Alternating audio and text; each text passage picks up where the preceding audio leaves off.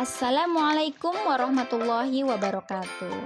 Hai, apa kabar semuanya? Mudah-mudahan semuanya dalam keadaan sehat ya, dan selalu dalam lindungan Allah Subhanahu wa taala. Sameme teu acan diajar bahasa Sunda, yuk sami-sami urang mulakan heula dengan membaca basmalah.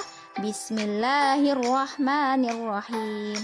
Ya teman-teman, hari ini Usaja akan menyampaikan materi baru ya di bahasa Sunda, yaitu kecap antonim atau kata antonim, berarti lawan kata. Ya, di sini Usaja akan menyampaikan 10 lawan kata dalam bahasa Sunda.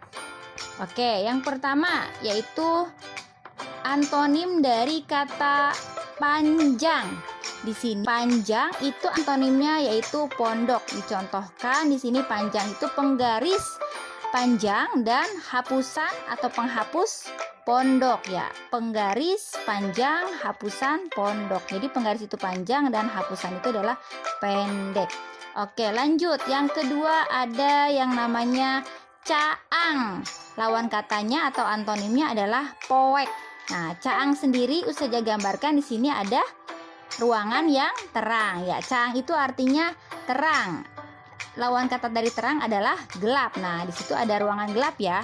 Jadi untuk antonim caang yaitu poek ya, atau gelap bahasa Indonesianya. Kemudian yang selanjutnya yaitu loba. Di situ ada gambar anggur ya. Anggurnya itu sangat banyak. Nah, itu loba itu artinya banyak. Lawan katanya apa atau antonimnya apa? Yaitu saeutik. Nah, sebelah satunya lagi itu ada anggur yang hanya sedikit dibanding yang gambar anggur satunya lagi. Oke, lanjut. Sekarang selanjutnya adalah istri. Lawan katanya atau antonimnya adalah pameget.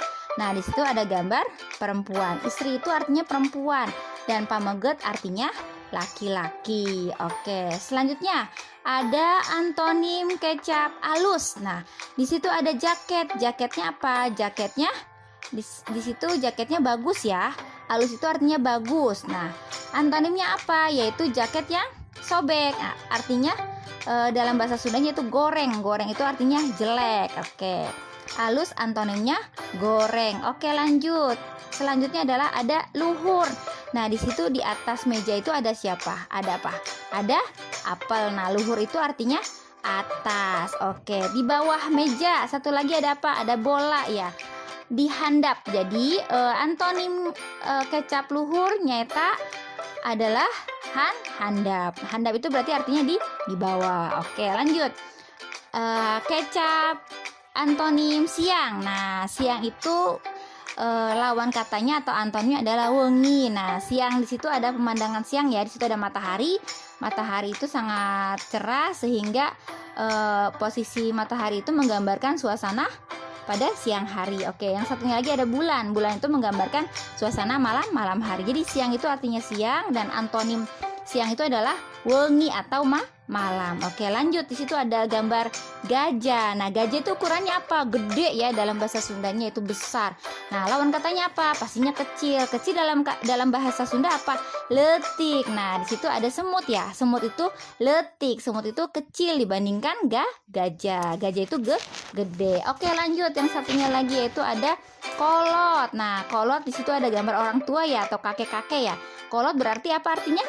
Tua, orang tua ya. Ya, kolot itu bisa diartikan tua atau orang tua. Oke, lanjut. Antonim dari kata kolot apa? Yaitu budak atau anak-anak. Nah, budak itu artinya anak-anak. Di situ ada gambar anak kecil. Oke, lanjut. Yang terakhir yaitu kecap antonim yang ke-10 yaitu isuk. Isuk itu artinya pagi. Di situ ada suasana anak SD sedang berangkat sekolah ya. Biasanya kalau berangkat sekolah itu kan pagi-pagi ya. Nah, jadi isuk itu artinya adalah pagi. Lawan katanya apa? Pastinya yaitu malam. Di situ ada suasana malam hari. Ya, itu dalam bahasa Sundanya malam itu adalah peting. Ya, teman-teman, tadi kita sudah membahas 10 antonim kata ya dalam bahasa Sunda. Usaja harapkan setelah ini teman-teman silahkan tulis 10 antonim kata tersebut. Nah, nanti kata-katanya atau kecap-kecap antonimnya Usaja akan tuliskan di deskripsi YouTube ini ya. Oke, jadi teman-teman simak dari awal sampai akhir, terus teman-teman catat ya pelajaran kali ini. Kemudian setelah teman-teman catat, silahkan difoto dan dikirimkan ke Ustazah ya. Setelah dikirimkan, jangan lupa teman-teman hafalkan ya 10 kosakata antonim yang sudah kita pelajari ini. Oke teman-teman, sampai sini dulu perjumpaan kita kali ini. Insya Allah di lain waktu kita sambung kembali ya. Hatur nuhun sadayana, kita akhir dengan bacaan hamdalah. Alhamdulillahirabbil alamin. Terima kasih. Assalamualaikum warahmatullahi wabarakatuh.